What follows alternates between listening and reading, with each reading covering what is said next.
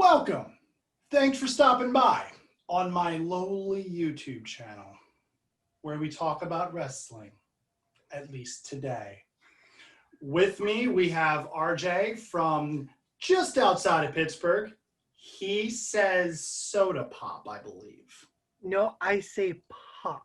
Oh, pop. We say soda over here. Soda, but I am over on the other side of the state. Philadelphia.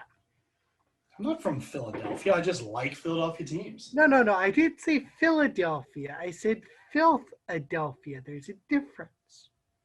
Yeah, no, that's New Jersey. I'm sorry. So here today on the channel, we're going to talk about, now this is going to be a two-part thing. We're going to talk about the top 5 trending upwards superstars in WWE since WrestleMania. We have SummerSlam, so it's kind of the midway point. So these are going to be superstars from either Raw or SmackDown. Kept NXT off of this, although there is an honorable mention, and we will go into that. That person is on NXT, but these are going to be the top 5. So RJ, you had mentioned that you had a honorable mention before we started recording on this.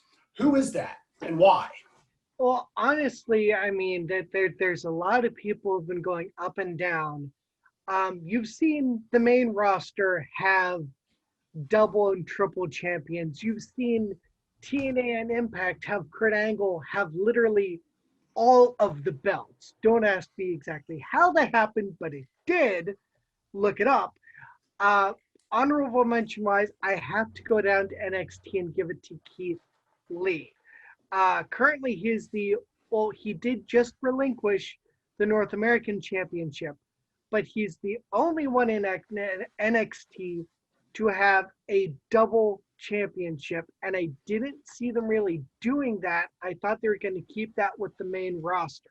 So if they keep this the way it is, a one-time thing, you got to give him props for the push and the faith the company has in him. In my minds, I would definitely give Keith Lee the props for being, the honorable mention, moving upwards, trending upwards since WrestleMania. I'm thinking that a big reason why they did the double champion, and if you saw it, he relinquished it a week later. I think it was a way to get the North American title off of him, get the NXT title on him, and still make him look strong, not have him take a loss. So I think that was really the only reason why they did a double champion. Now, with that being said, I did send out a tweet when that happened, somewhere along the lines of, my God, WWE loves their double champions, and I really wish they would stop. Because you have the golden role models, Bayley and Sasha Banks having all the gold. You have Keith Lee. It's just, at a certain point, it becomes too much, and it becomes detrimental to your roster.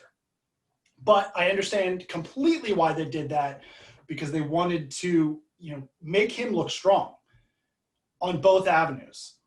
Get the belt off of Adam Cole, because he is eventually moving up along with Undisputed Era, supposedly, probably after this Pat McAfee thing.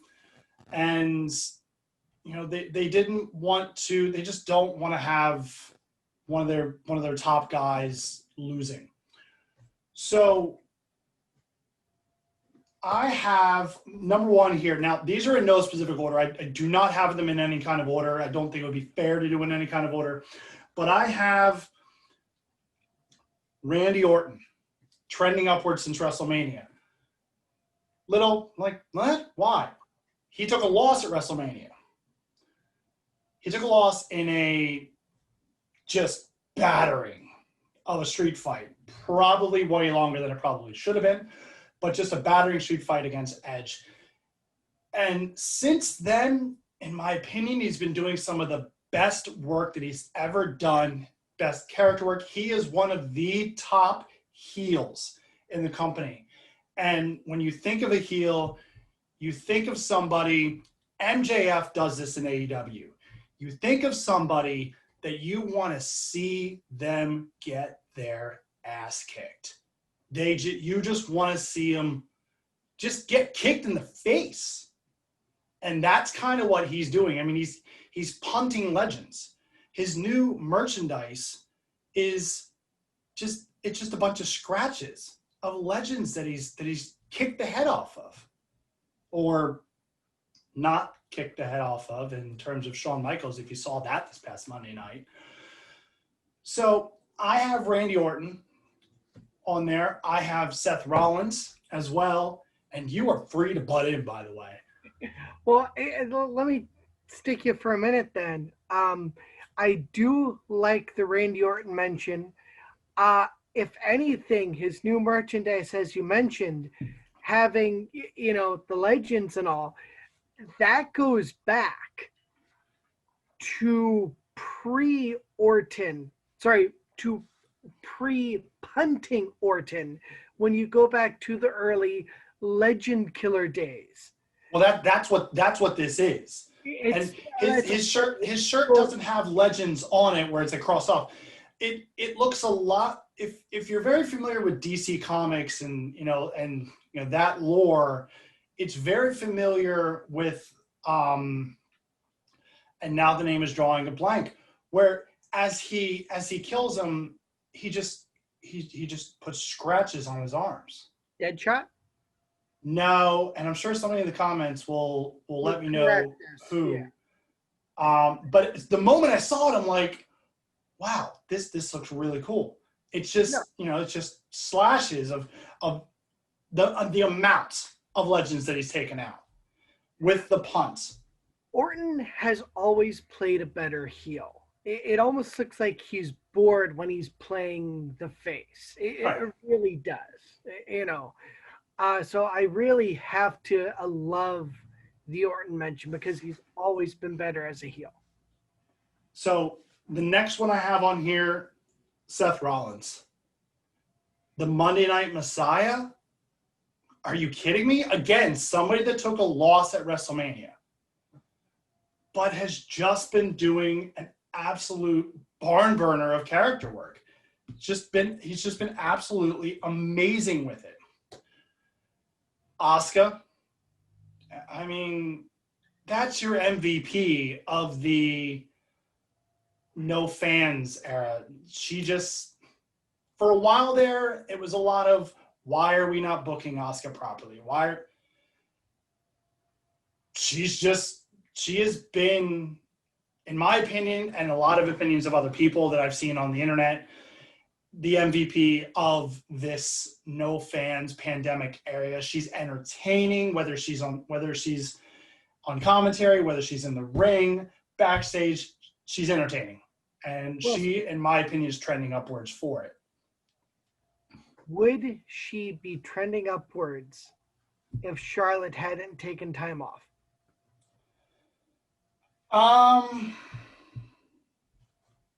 Yes, because she was doing this with Charlotte there. Okay. She was being entertaining with Charlotte actually there. So I do believe she would be. Another one that I have on here, my fourth one, is Sasha Banks. Again, just heel work.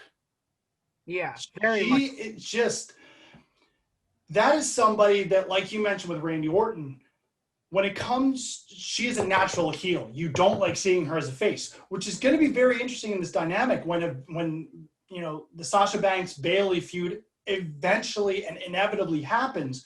Who's going to be the heel? Because you hate seeing Sasha Banks as a face.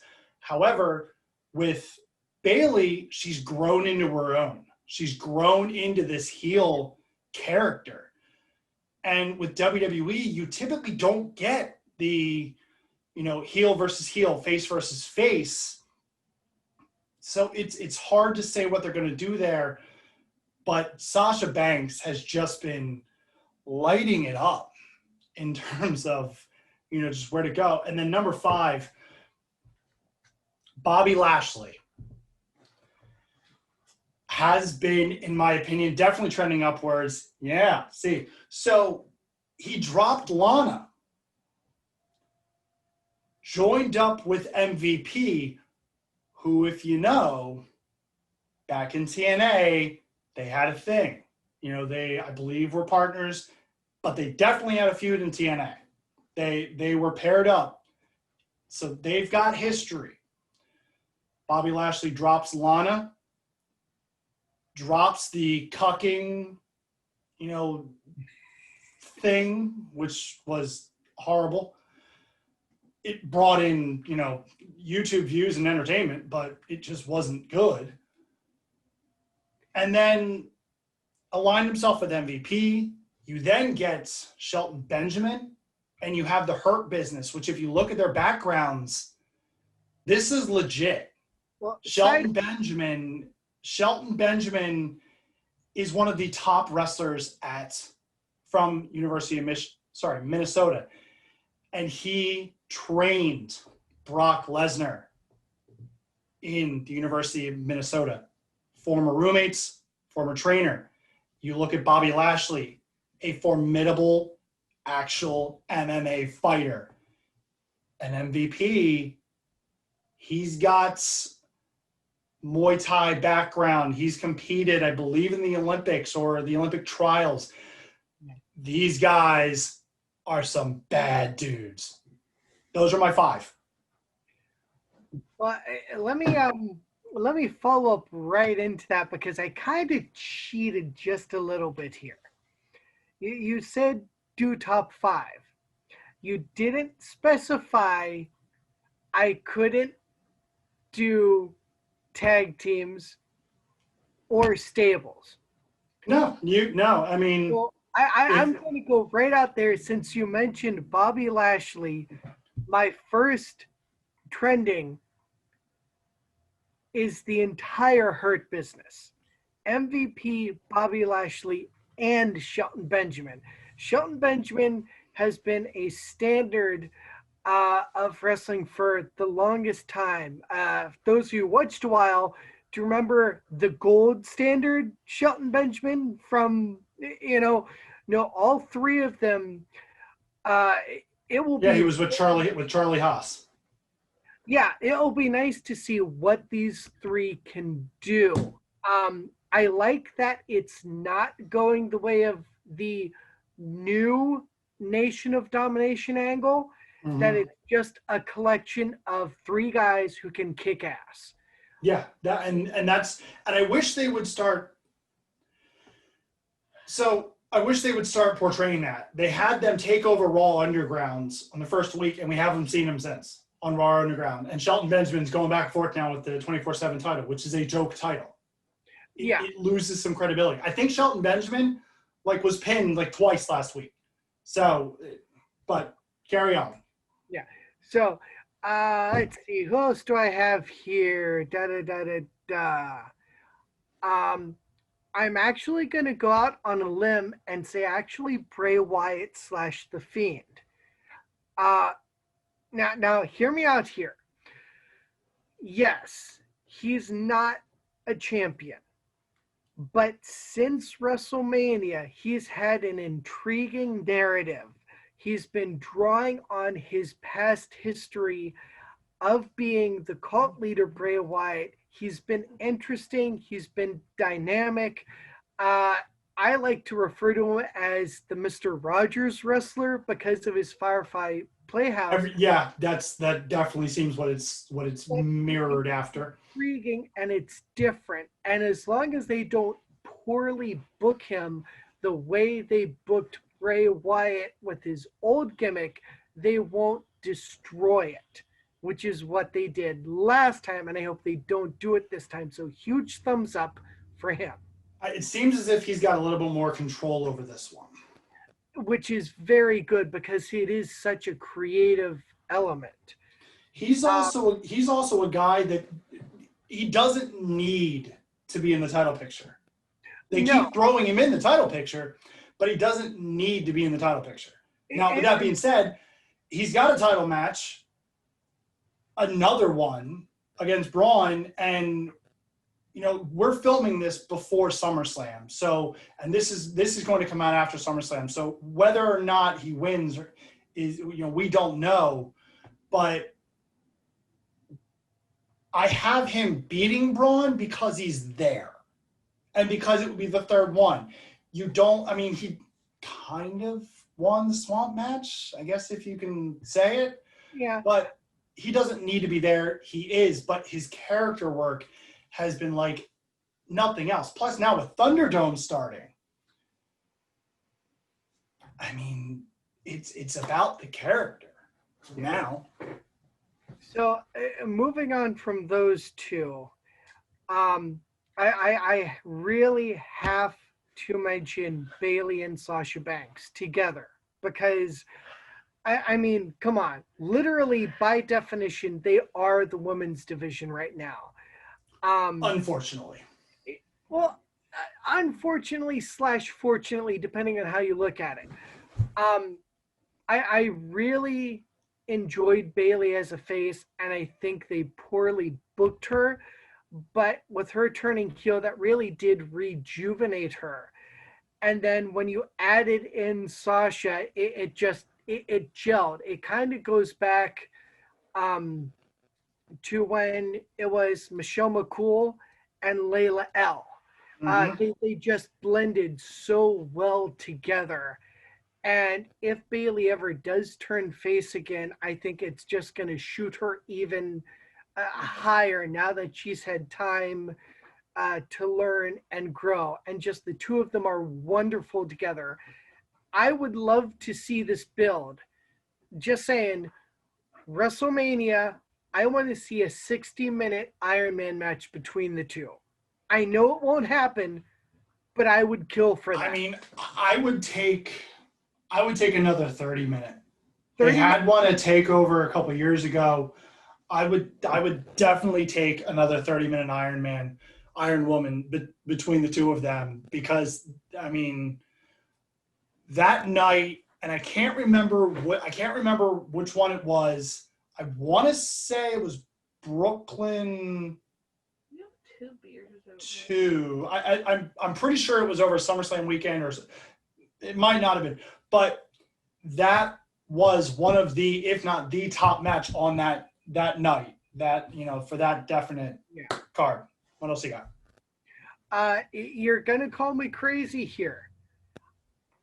Street Profits. I can see it.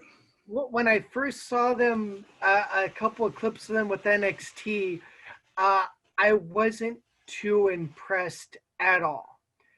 And then I started seeing them on Raw. I'm like, okay, their presentation, just them walking out in their entrance, you know you're dealing with something. You can't not acknowledge them. They've just won wonderful. And when you have, you have the Usos, you have the New Day, you have a couple really good tag teams, and for them to stand out and not be sent to SmackDown to play second fiddle to them, to be given an opportunity to just go. No, that's normally WWE doesn't push tag teams. No, they don't. Not typically, and I saw them up close in person wrestle a match for might have been NXT Worlds Collide at WrestleMania Access last year in Brooklyn, and I didn't really know what to think of them at the time. You know, they were really just starting to get their feet wet, but man, they have really, like you said, they've really exploded. They've earned the tag team titles that they have. Yeah. And this is a shoo-in, but you can't have a top 5 without the Intercontinental Champion AJ Styles. You just can't. I mean, he went to WrestleMania. He lost to The Undertaker, but it was one of the matches that defined WrestleMania. It was cinematic.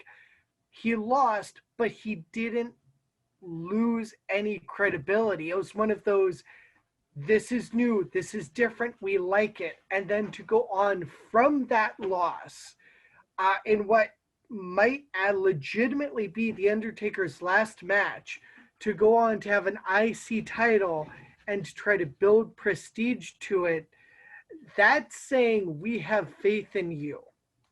little side note, from what I understand, AJ was the one who wanted a match with The Undertaker. But then when you go back, I still haven't finished all of, The Last Ride. You need to.